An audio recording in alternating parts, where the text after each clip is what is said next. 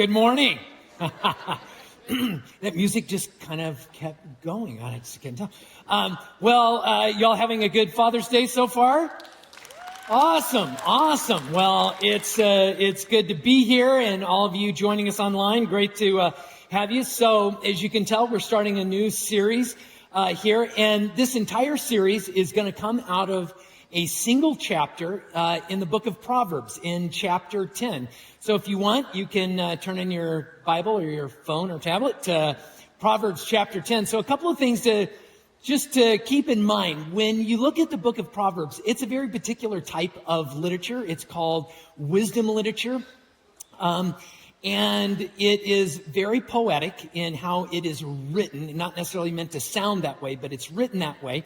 And chapter 10 is going to rhyme these two thoughts. So each verse has kind of like these two lines. And we don't read them as like promises, like God is promising to do this. It's wisdom literature, which means it is like situational wisdom. It's principles for living. It's to give you insight. So we don't read them like a promise from God or like we would other places. It's just, here's some insight, some practical insight for living life. And so this morning, I'm excited to talk about verse 12. So look at verse 12, and we'll dive in here. So it says this, and right here's the first line. Hatred stirs up conflict. Second line, but love covers over all wrongs. And so embedded in this little phrase are these two contrasting ideas that have like this practical wisdom for life. When I was in college, in my first apartment, there were four of us guys in this apartment, and one of the guys, Eric Heim from Paducah, Kentucky, he had started dating a girl, and he wanted to fix dinner one night. Instead of just like going out to dinner for a date, he was like, I'm going to fix something really cool. And so he's like, I'm going to practice it before I actually fix it for her. And he wanted to do something really special where, have you ever seen like one of those meals where it's like, where they shoot up the flames or whatever, like they put like alcohol on it or something and they light it and it like, well, he wanted to do that. And he was a very creative guy, and so he wanted to kind of make his own recipe that would do this. And so one afternoon, it was just the two of us, and he was practicing this, and he wanted to call it flaming chicken. He was going to make his own flaming chicken, is what he called it. And so he was in the kitchen, and I was in the living room. You can't really see completely into the kitchen because it's like a little bitty galley kitchen. He was in there, humming and singing and doing whatever. And here's what he did. It was told to me later. So with his flaming chicken, he took a skillet, filled it a third to a halfway up with cooking oil, and then brought it to a slow boil, and it's flaming chicken. So he lit a match and threw it in. Yeah, that's not how most chefs do this, right? You can see you've got this much boiling cooking oil in a skillet, and you bring it to boil, and then it catches on fire. And I remember, and it didn't occur to me right away. I just looked over, and there were these beautiful, like, dancing lights on the side of the wall over there. And then I hear him in his perfect Kentucky accent go, "Woo, okay." And then he stuck his head out the kitchen and goes, "You know anything about a kitchen fire?" And I was like, "Whoa." And I jump up and I go racing into the kitchen and just watching the flame get higher and higher and higher and bigger. I mean, like, it wasn't like this flash, but you could just see it growing bigger and bigger. It started melting the bottom of the microwave in that moment. And Eric grabbed this big plastic cup, probably like a 32-ounce like plastic cup, started filling it with water. And he's like watching the flame. And I realized, like, as soon as that cup is full, he's ready to like douse out the fire with 32 ounces of water. And what do y'all think would happen if he were to have actually done that? Yeah, a skillet full of boiling oil that is on fire. You throw water into it, right? That is the worst thing you can do, because as that water boils and turns to vapor and mist, it just takes the flaming oil into mist form, like all over. You'll catch it, the fire spreads like crazy, like through the whole kitchen in that moment. And I share this story because in some ways it captures what this proverb is trying to say here. When it says, right, hatred stirs up conflict, it's talking about like there's this thing that creates this kind of reaction that's going to get bad really, really fast in this. In fact, when it uses the Hebrew word here where it says stirs up the conflict, the root of this word is like awaken, and it's used to describe like intense like agitation or to instigate something. Like if you have a campfire and you stir it and the flames like come up and the sparks go everywhere. That's the idea here. Only it like a relational level is what it's talking about. It's saying like, if you've got like a kind of conflict or fire, there's kind of two approaches that you can take to this. Like you can stir it up with some hatred, or you can cover it up with some love. Like this is the idea that is being worked out in this moment. And that first phrase is, it's like, it's going to escalate. And you think about this in human terms. Isn't this what we've experienced in the past? Like you watch two people and they start to get into an argument, and as one person tries to outdo the other person, or if there's some tension between two people and one person takes a tack that feels a little like it's an attack or a little hateful, what does that do to the other person, right? Do they go, oh, that's so sweet? No. It like you go into like fight or flight mode. You feel like you're attacked. It brings like this whole different energy, and something begins like to unfold in this moment. And that's what this proverb is trying to describe in this in what's happening with this. It's interesting that Jesus, one of the more famous things that Jesus says that you can think about in light of this. In the Sermon on the Mount over in Matthew chapter 5, Jesus makes this statement. He says, you have heard it said, love your neighbor, but hate your enemies. And you can imagine that when Jesus said that line, everyone would go, yeah, that makes sense, right? Your neighbors, your family, the people you like and like you that are on your side, you love them, but your enemies, you hate them. You bring hate to your enemies. Because like that's what they deserve, or you've got to protect yourself from them, or and yet that's clearly not where Jesus went with that, is it? And what this proverb is saying is, you need to think about what you're really doing in that moment, right? Because when you meet something with hate, and it doesn't matter if you're right or if you're wrong, right? You invite something to happen. You invite this kind of escalation to occur. And you may derive great energy out of it. Like you may feel that hate and you're just like, I'm going to stand up for something, or I'm going to push. There needs to be change. Like whatever. And you think that like bringing all that energy is going to do the thing that you need. And you know what?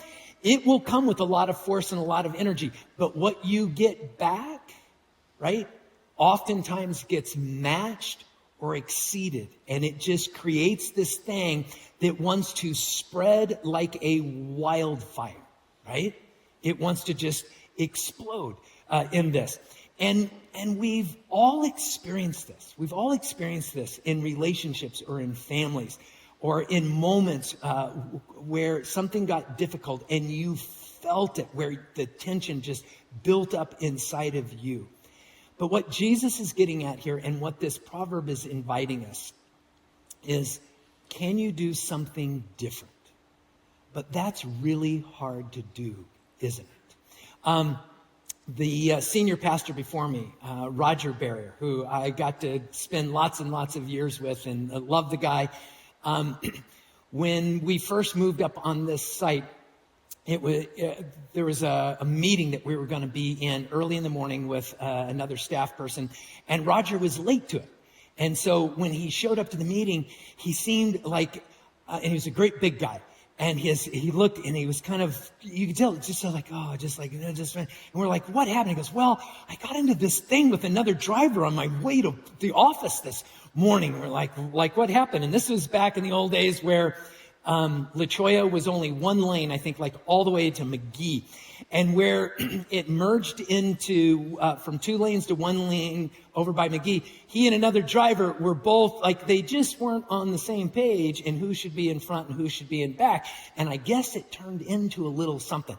And as Roger's telling the story, he's just like, and I was so frustrated and I was mad. And I was following that guy all the way up here. And I was just like, I wanted to give him a piece of my mind. And Roger's really frustrated by this.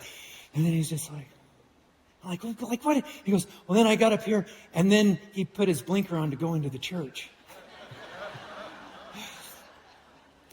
So I just kept on driving.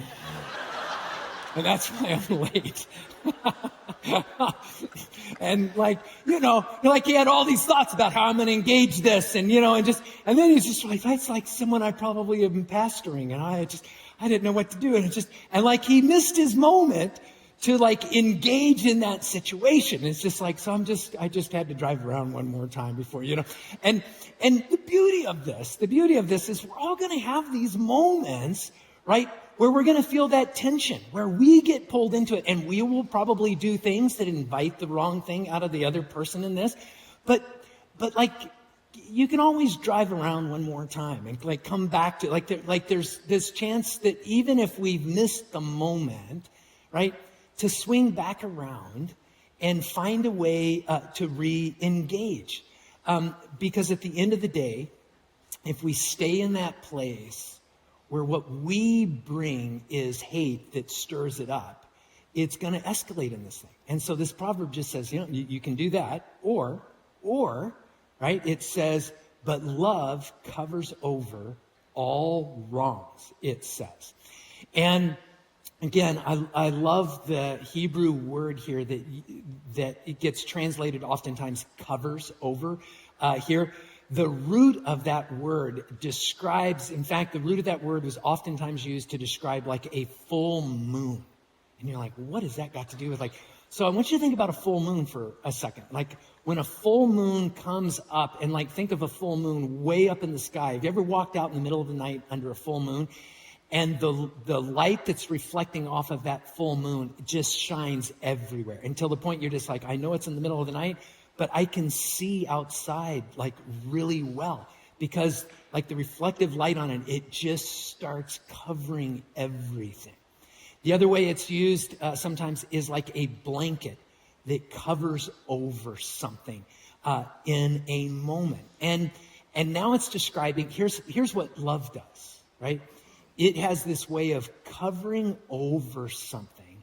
And when you think about like a fire, think of a fire as like it covers over and it begins to starve it. Like think of a blanket going, or like a big cloth or something, or a lid, if we're thinking about like a skillet, right? It covers over, it starves it from what it needs to keep burning.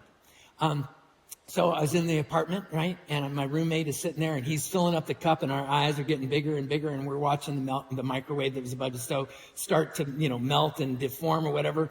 And in that moment, that could have been a bad moment. This could have been the story of how my college apartment burned down in that moment. But something strange happened.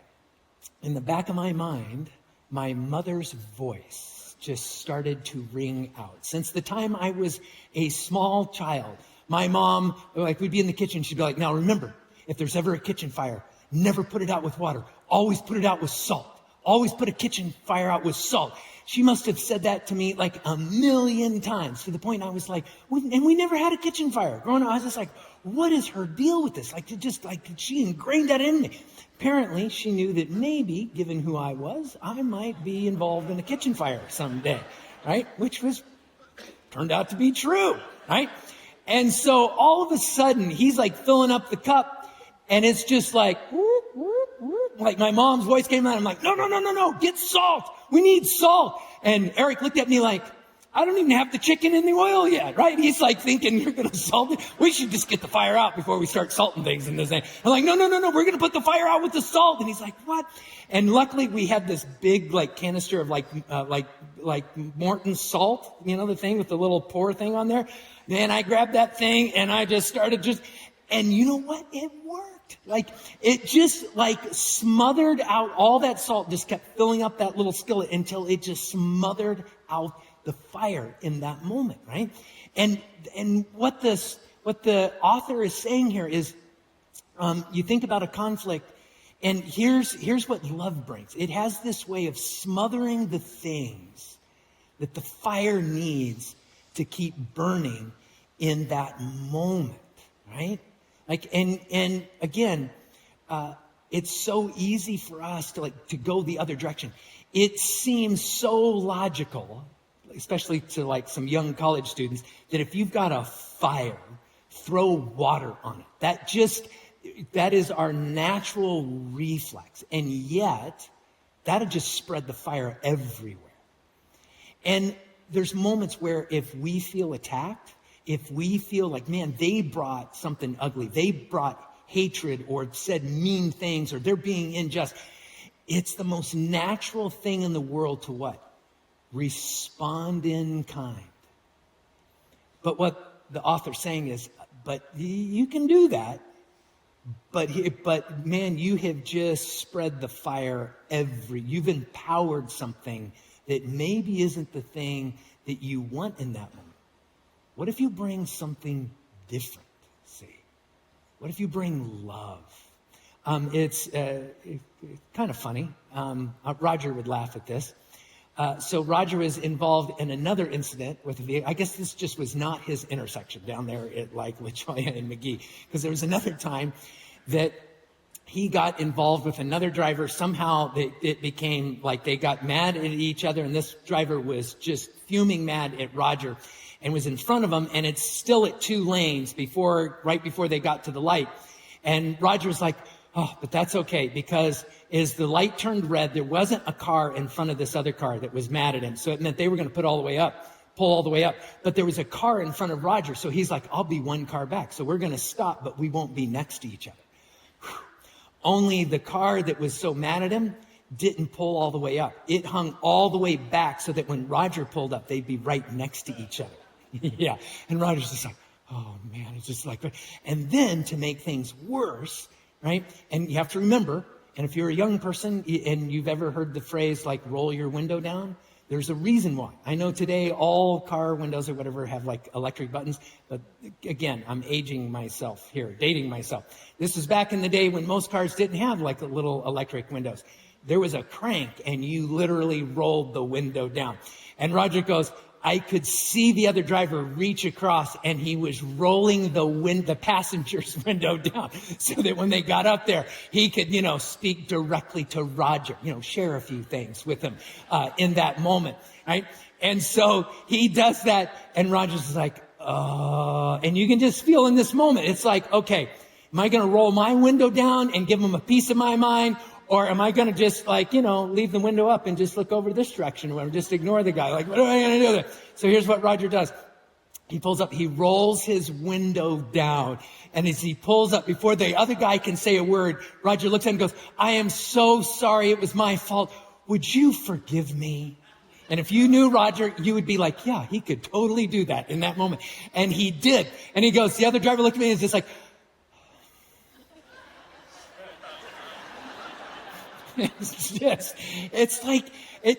what's the guy going to do at that moment? It's just like it smothered the whole thing.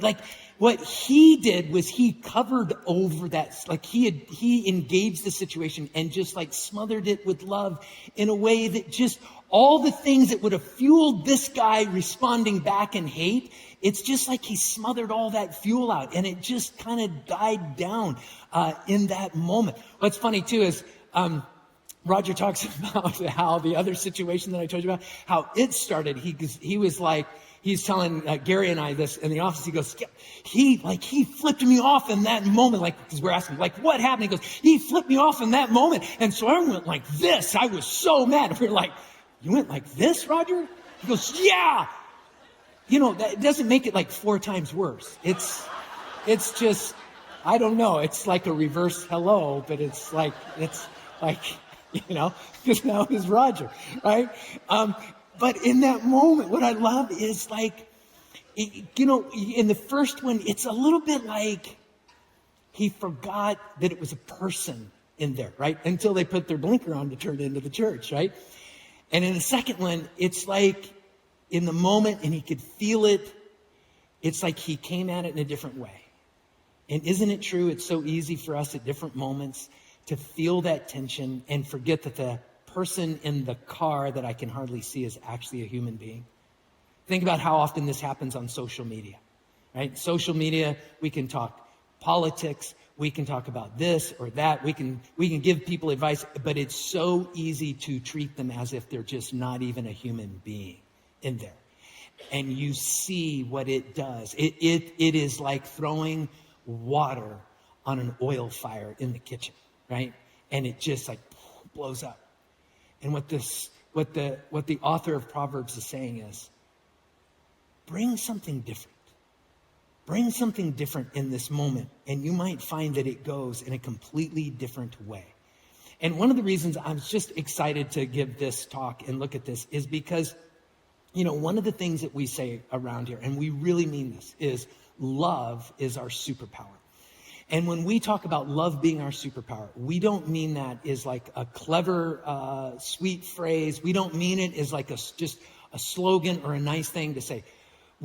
We use that because we really believe it's true. That love actually has the power to do some things that no matter how powerful hate may seem sometimes, it can't do. That if we want to advance something good and something we believe in this world, no matter how much someone else may come against us or disagree with it, matching that a hateful kind of energy isn't how we believe we can advance what we believe in and what's going on here. Rather, love actually is powerful in advancing something in our world and around. It's why Jesus in that sermon, right, where he said, you have heard it said, love your neighbors, but hate your enemies, right? He goes on and he says this, but I tell you, love your enemies. Because what Jesus understood is there's nothing more powerful than love. That love actually has the ability to change situations, to change human hearts, and actually advance something without escalating it to the point where it loses its ability, where it's powerful, like you can burn the building down. But is that what you really want? See? And so I'm excited to talk about this because this sermon it walks out some really practical things about why love is powerful. That when we engage love in a way that covers over something, it really can make a difference. Let me give you just a way to think about or define love. Right? Throughout Scripture, you see lots of ways where it describes love and what love is. And I want to give you just a really practical way, and it's a way we talk about love around here. And it's meant to be really simple. And it's this. Love is acting in a way that seeks the good of the other without an agenda.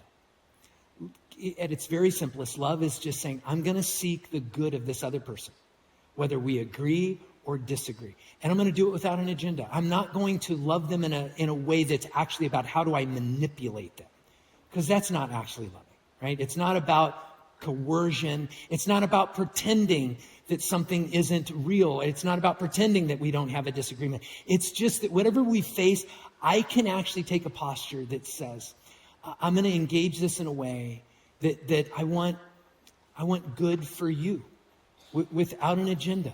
Just what does it mean to bring good? So if in this world, in this life, we want to make change, if we want to engage in relationships and do something beautiful, what the author of Proverbs 10 is saying is, I want you to think about it, right? You can stir something up, or you can be like this blanket that covers over it. And they do something completely different. It's interesting when you think about this, love. There's a few things about love that are really powerful that hate can never do. And I want to talk about some of those. I want to talk about three things here this morning real quickly that I want you to think about as you think about what it would mean to engage in love in a way that covers over a situation. So think about what's a moment where you have experienced that intensity or like just that uneasiness. Maybe it's someone who's attacked you. Maybe it's a difficult relationship. Maybe it's something at work or at home or wherever it is. So 3 things. Here's the first one. First one is this. Love creates a different kind of energy. We talk about like hate always pulls us into more of like a fight or flight kind of thing. When someone comes at you, there's a kind of energy that you feel that throws you into that fight or flight. It makes you very defensive, right? Love isn't that kind of energy, is it? It brings something completely different. Love says, just because you're one way doesn't mean I have to match that. Just because you're doing something a particular way doesn't mean I have to do the same thing. And that's really powerful because so often we get caught in a situation. If someone treats us a certain way, our natural inkling is I'm going to fight fire with fire, right? And if you fight fire with fire, I promise you this, something's going to get burned up, right? And what love is saying, I don't have to come with the same energy. I can come with a different kind of energy. It's interesting. There are 2 different New Testament authors that actually quote this very psalm. James and Peter both quote this. And so in the Old Testament, it's in Hebrew.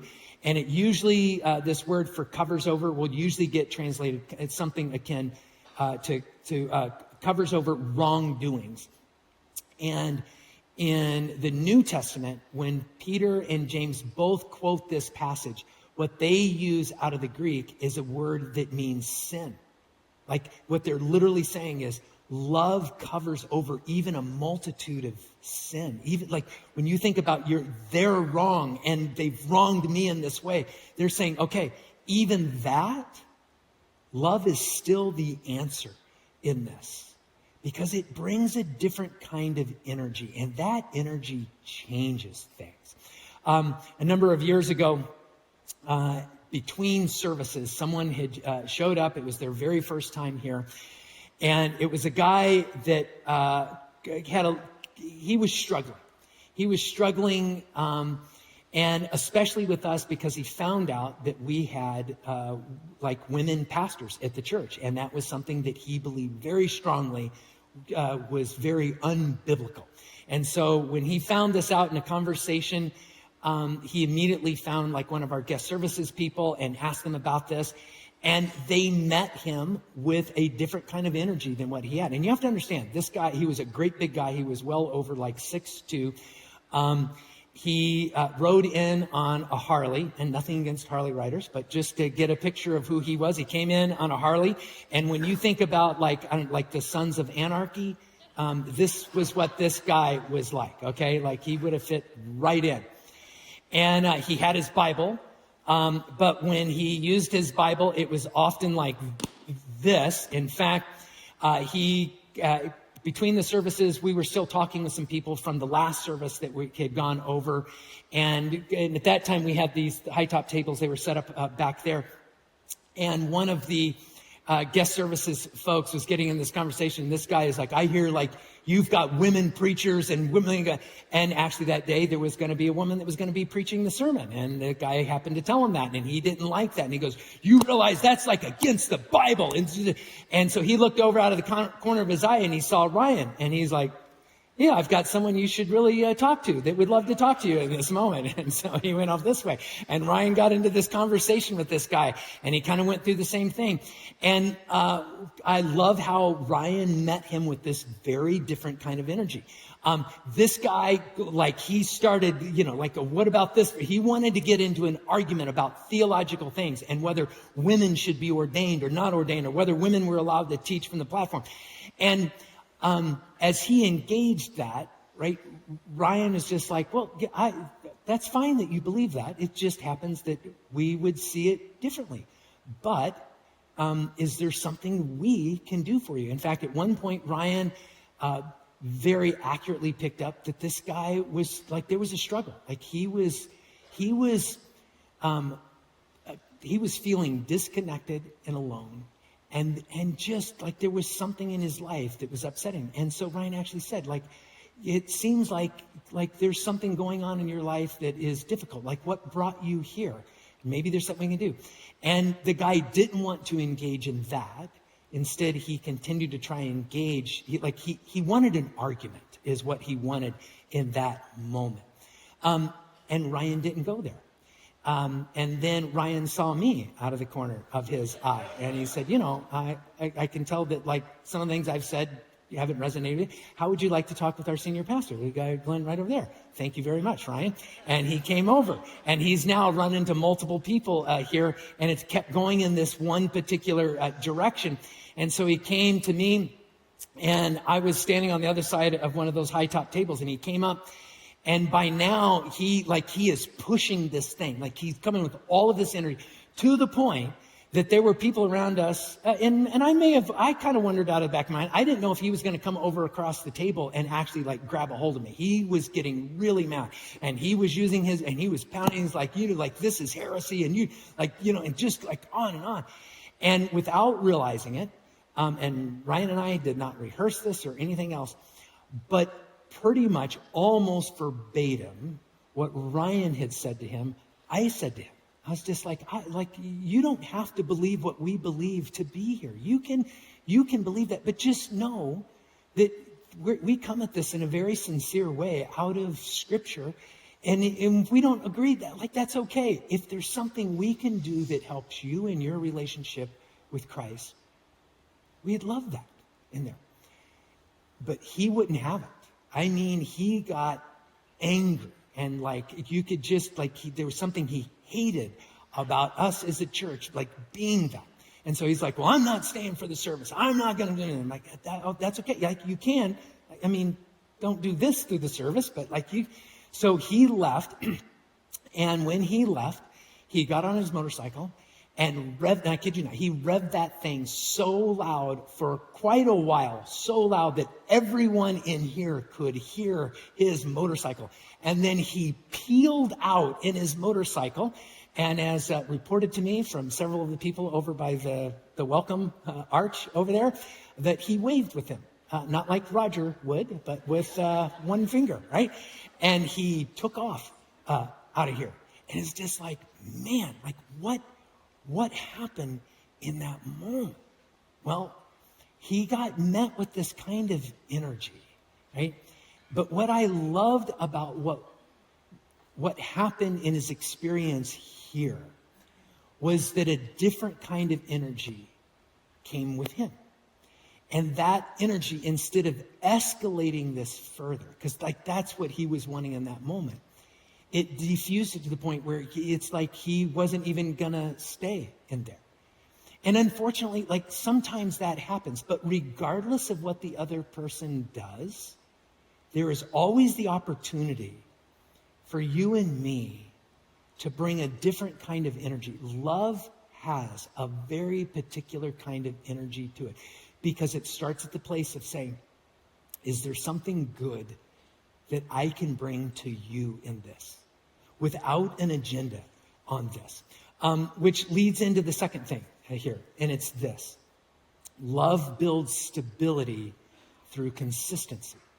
So the other part of this is that love, when it brings that energy, but it brings it consistently over and over, that does something really important.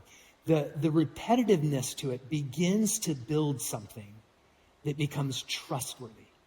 And this is why it's so powerful, that over time, that stability becomes something that somebody can stand in, that they can begin to trust it, and it allows them to change in ways that they wouldn't otherwise be able to change in. Just a real simple example of this.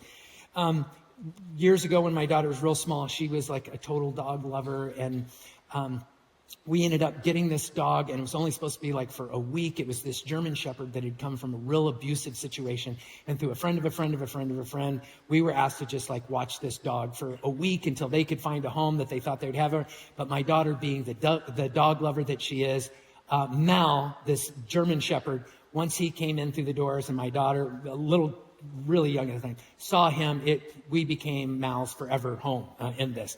But picture this German Shepherd who had been through a lot of abuse and now just bounced back and forth between cowering, like this big German Shepherd, or growling, just like on edge, like just, he wanted to just go in either direction. And my daughter won his heart over, I mean, just like immediately. And she just like, she's just going to love on this dog because she also, her favorite TV show at that time, picture this, a little girl, her favorite TV show was Cesar Millan's show, like The Dog Whisperer. So like, I don't know how old she was. She wasn't very old. She was like an expert in this. And I remember this moment where she was walking Mal up and down our hallway. And one of the things that we had noticed right away was Mal was terrified of the closet door in our hallway. It looked like any other door in there, but it was in the hallway. And what we found out later was oftentimes when he would be punished or abused or whatever, he was like thrown in like a closet. And so he saw a closet door, and literally when he would go down the hall, he would just like glue himself to the opposite wall and just like in fear go by that door. It was really sad. And my daughter, watching Cesar Millan, was like, Cesar says when a dog lifts its tail up, it means it's relaxed and it's happy. So she took Mal and put her hand under his chin, made sure his head was up high, he's not going to cower, and lifted his tail and just walked him past that closet door over and over and over until Mal was like, I guess I'm a happy dog all the time, and I can go by closet doors and I'm a happy dog. And it's just like she brought that energy, but there was a repeatability that became kind of stable in that. And we watched that dog become a completely different dog in the months and years that followed, because there became something stable that he could trust in, and it just changed everything about him. And this is why love is our superpower. When we engage the world repeatedly with this different kind of energy that comes from a place of what Jesus Christ described is like, no, like, what is the good that we can bring? I don't have to fight you. I don't have to hate you. I can actually see that every human being reflects something about the image of God, and I get to bring that and see what happens. And this is the power of love. It builds in this way that creates this kind of sustainability, which leads to my third point here, and it's this. Love plays the long game. Because when you create that stability, over time, it makes a significant change. Love is powerful in the long game. And so if we want to change the world, if we want to bring good things into it, if we want to build up the relationships in our family and with our friendships, whatever, we got to think of the long game in this, because that's where the change occurs, right? This is how God wants to change the world in this. It was interesting that that guy that showed up that was so offended by just something we believe in practice here, right? The very next morning, so Monday morning, I drove into QT to get some gas, and I'm gassing up my truck. And lo and behold, if I don't look over, and sitting in front of the QT, he wasn't even getting gas. His motorcycle was parked out front of the QT, and he was sitting at like a bench that they had in front of the QT there. He was just sitting there. And I was like, it can't be. It was the guy that was ready to like come over the top of the table with me. In fact, security had come over, and they were like, do we need to grab this? I mean, like, he just got so intense. And he's sitting there at the park bench.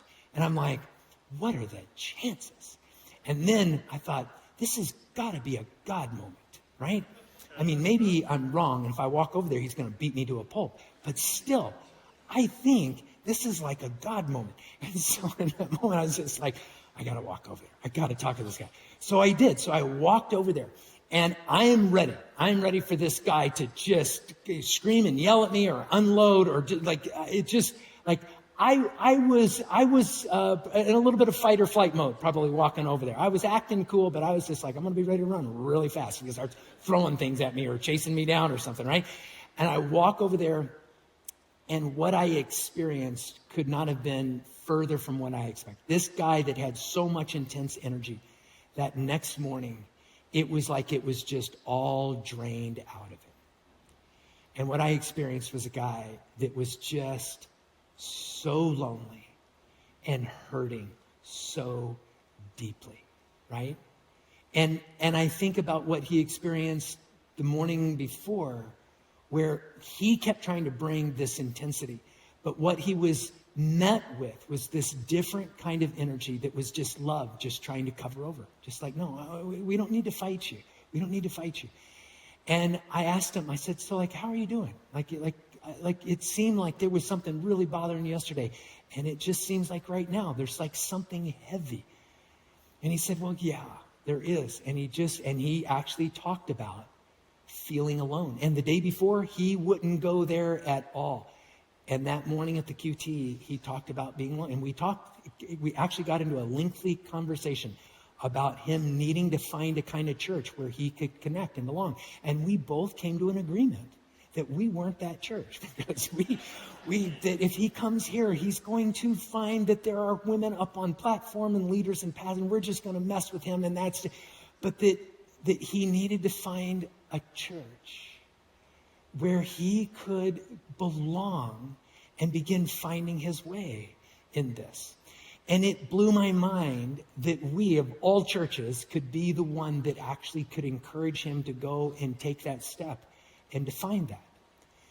But you have to play the long game, friends, right? Because that's how God loves to work. Because that long game ends up making deeper changes in the heart, more lasting changes. So, don't forget, your superpower really is love.